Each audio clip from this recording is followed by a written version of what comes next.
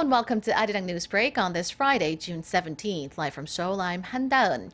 We begin at the nation's top office. President Park Geun-hye stressed the need to foster job-creating growth engines in the tourism and culture sector and make efforts to better cater to the needs of foreign visitors. The president was speaking at a forum at the presidential office on enhancing the competitiveness of the two industries. She said the government will focus on creating new tourism content based on the features of different regions in Korea and improving the overall quality of tour programs, which have been criticized in the past.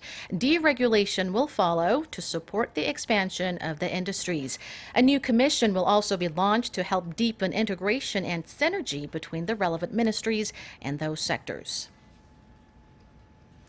Korea's ruling Saenuri Party has descended into bitter infighting yet again, this time over the decision to take back a handful of lawmakers who jumped ship in the run-up to the April general election. Saenuri members, who are part of the faction that's pro-President Park Geun-hye, are furious the party's innovation committee gave 7 independent lawmakers the green light to come back without consulting them first. At the center of the deepening division is former floor leader Yoo Sung-min, who the party has widely blamed for triggering the internal feud by being overly vocal about his disagreements with the president. Moderates within the party say the decision was inevitable, but said it was made behind their backs and too quickly.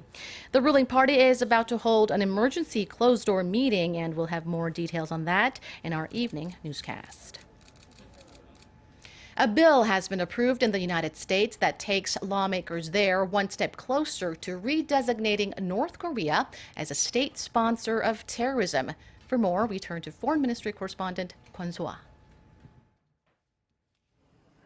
The 2014 cyber attack on Sony Pictures, hackings into South Korean agencies, as well as the bombing of a South Korean passenger jet, a case that goes all the way back to the 1980s. These are among 21 terror acts subject to re-examination as to whether North Korea should be redesignated as a state sponsor of terrorism by the U.S. On Thursday, a bill was approved by a House committee which calls for the State Department to report to Congress on the issue within 90 days, and then it has to pass the full House and Senate. U.S. Congressman Ted Poe, who proposed the bill, says when Pyongyang was taken off the list in 2008, it was for, quote, completely diplomatic reasons.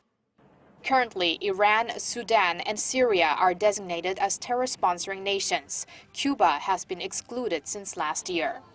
Kwon So-ah, Arirang News. A British member of parliament, Joe Cox, has died after being stabbed and shot in the street in northern England. The shocking attack has led to the temporary suspension of campaigning for next week's EU referendum. Park Jong-ung tells us more. The victim was a vocal supporter of Britain remaining in the European Union.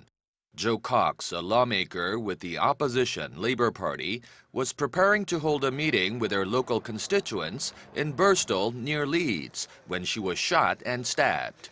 Police have arrested the attacker, a 52-year-old man, and recovered weapons, including a firearm. They say they are working on the assumption that it was a lone incident.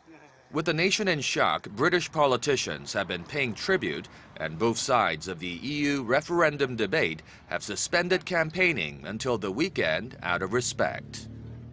It's right that we're suspending campaigning activity in this referendum, and everyone's thoughts will be with Jo's family and with her constituents at this terrible time.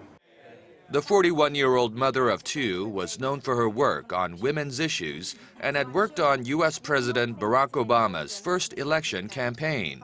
Mrs. Cox was the first sitting MP to be killed in the UK since 1990. Park Jong-hong, Arirang News.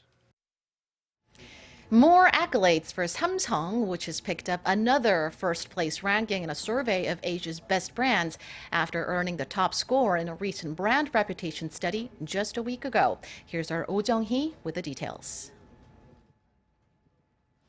Samsung has topped a recent survey as the most trusted company with the best reputation in the Asia-Pacific region for a 5th straight year. The survey on consumer brand perception was conducted by Hong Kong media magazine Campaign Asia Pacific and global market researcher Nielsen. Apple came in second, moving up 2 spots from the year before, followed by Sony, Nestle, and Panasonic. LG, another Korean consumer electronics company in the top 10, ranked 7th, and Korean retailer Lotte ranked 16th, rising a notch from the previous year. Samsung's first-place finish comes after it got the highest marks on brand reputation a week ago on a survey by U.S. market researcher Reputation Institute, thanks to its attractive marketing campaigns, active social responsibility, and company culture. The Asia's Top 1,000 Brands survey covers 13 markets in the Asia-Pacific region, including Australia, China, Hong Kong, India, Japan, Singapore, and Korea. The study deals with brands in 14 major categories such as food, consumer electronics, retail, and personal care. Oh Jung-hee, Arirang News. And that wraps it up. Thank you for watching. Keep you tuned to Arirang for more in-depth news coverage coming up at 6 p.m. Korea time.